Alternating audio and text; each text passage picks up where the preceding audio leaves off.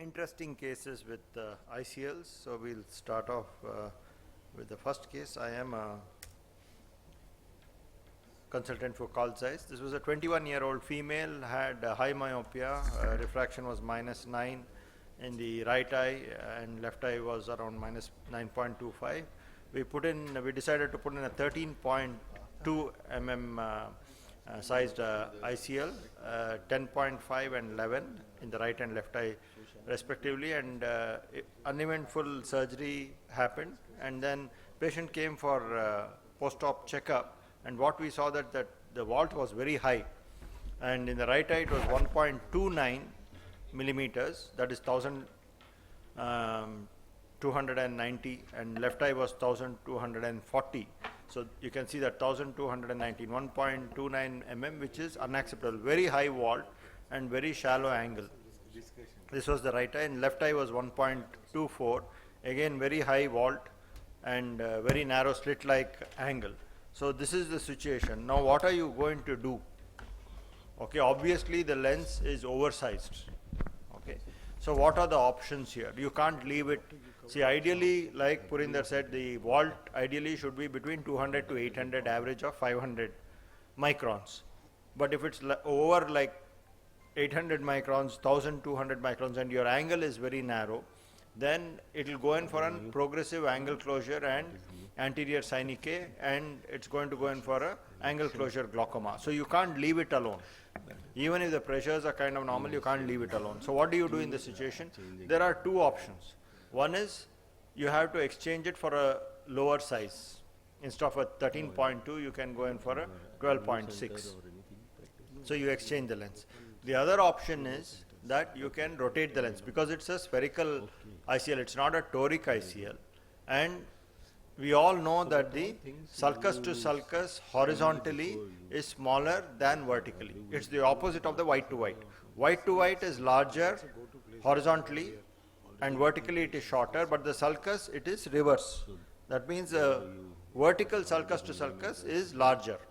So what I decided is, I thought, let me rotate this lens and see. So I opened the same incision, that's opening the incision, put in xylocaine 1%, and then viscoelastic.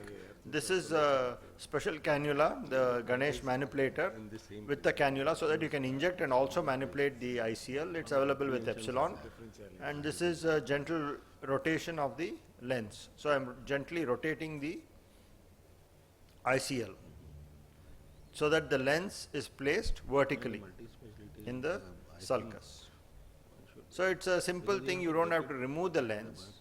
And this is a trick which I am showing you that you can do if you have an oversized ICL, a spherical ICL. And then you just wash out. I use Helon, so you can just wash out the viscoelastic and it comes out as a bolus, because it's a cohesive viscoelastic. And then you can just close the eye, close the wound, and then you go on to the other eye. And same there also, you're able to open the same incision. It's just 5 days post-op. And put in viscoelastic, and with a manipulator you kind of rotate the lens from the horizontal position into the vertical position. It is actually quite easy to do, easier than removing and replacing the lens. And then once you do that, you just wash out the viscoelastic, same thing. It comes out as a bolus, you can see the whole thing comes. And you can see post-op right eye, the vault reduced to 782, which is acceptable.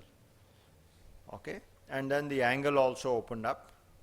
And left eye, it reduced to 857 from 1024. So we were able to manage this case without actually explanting and re-implanting the lens. So that is one trick which you can do with a spherical ICL. If you have a very high vault, then you can just rotate it into the vertical position. Another interesting case is, many of you all may have faced the situation of the lens flipping over. You can see this is, we are injecting the lens and then it suddenly flips over, and it is not completely flipped over. So partially it has flipped over. So this is a situation which is kind of tricky. So what do you do? Many of you all may be tempted to kind of manipulate.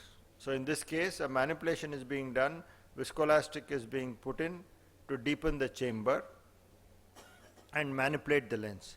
But this is something that is not advisable, because when you do this, you can traumatize the corneal endothelium, you can traumatize the capsule and the crystalline lens.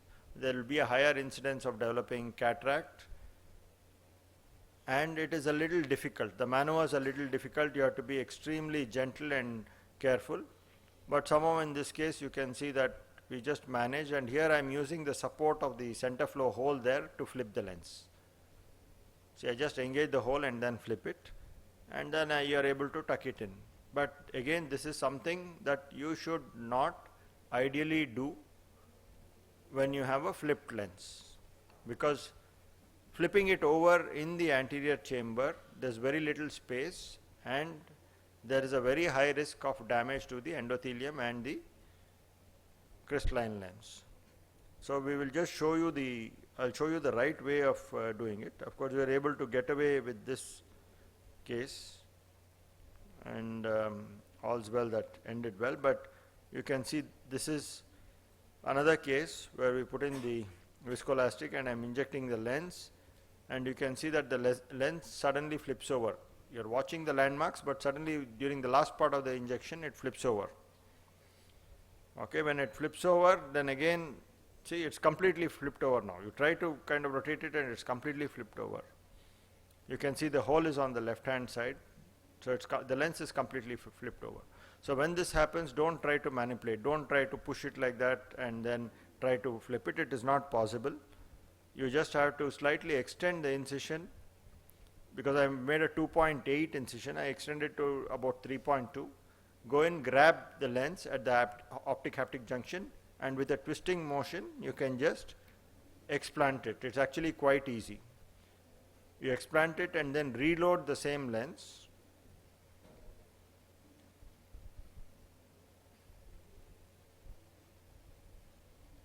That's the pull through forceps. Reload it and see that all the three holes are positioned in one line. With that, the chances of flipping are less. And then again re-inject this lens.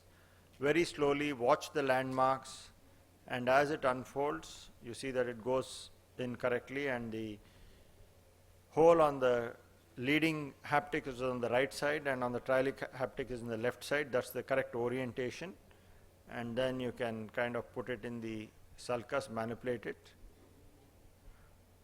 That is the Ganesh cannula manipulator, ICL manipulator. You can get it from Epsilon. It's very nice instrument because you can also inject and form the AC as you're manipulating. So that was the procedure which what you have to do with the flip lens. This is a case where we have put a phakic IOL, and you can see that there is we are using the femto to do the capsulorhexis. This is a very size phakic IOL. But even with the ICL, what you have to do is when you use the femto, you will have to manually set the landmarks, because it identifies the lens as the anterior capsule. You have to reset it to the anterior capsule. That is what I am doing here. Whether it is a very size or a ICL, you can do that, and then you can go ahead with the femto. So you are not opened the eye, but you can get a capsulotomy and also a fragmentation. But this you have to take care. So there you can see that we are looking at the offsets.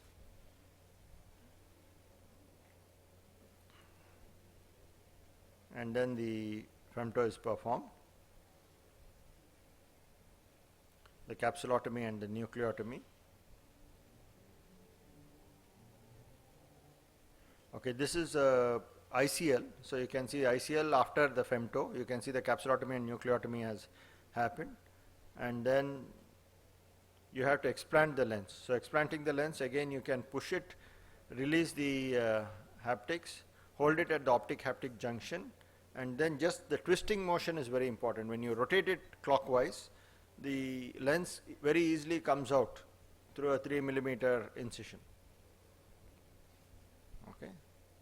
but you need a 2.8 to 3 millimeter incision. What I've done is I've made a trapezoid incision so that it's much easier to explant. When you make a trapezoid incision, it's easier to explant the ICL. And this is, of course, my technique of viscochop, where I use viscoelastic to hydraulically separate the fragments into 4 pieces.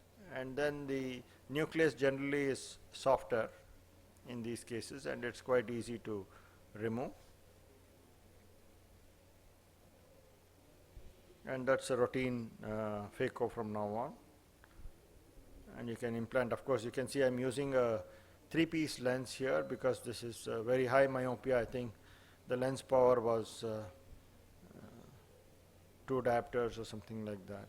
So you can see a nice rexus and well placed IOL. So if you want to use femto with post ICL cataract, this is the way to do it. Thank you very much for your attention. If there are any questions, I can take them.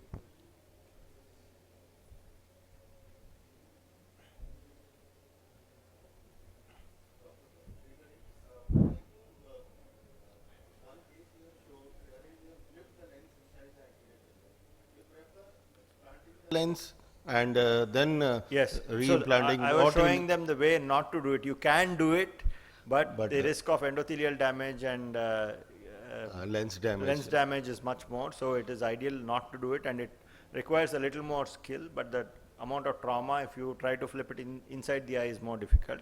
So it's easier and better, safer to explant it, reload it and implant it, which I showed in the second case.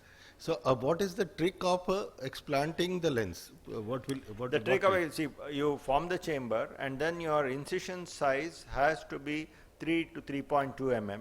And if you have like a trapezoid incision, then it's like a funnel. It's much easier to deliver the lens. So you have a trapezoid incision so that your inner lip of the incision is slightly wider than the outer.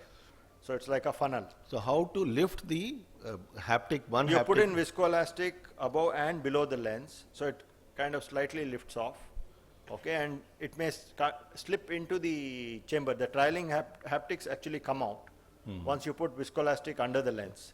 And then you go in with the same ICL loading forceps, the pull-through forceps. That's what I use. I find that is quite good because the grip is very firm. Hold it at the optic haptic junction, not only the haptic, because the haptic is quite thin, you can tear when you pull it. So the optic haptic junction is the thickest for these myopic lenses. So that's where I like to hold it.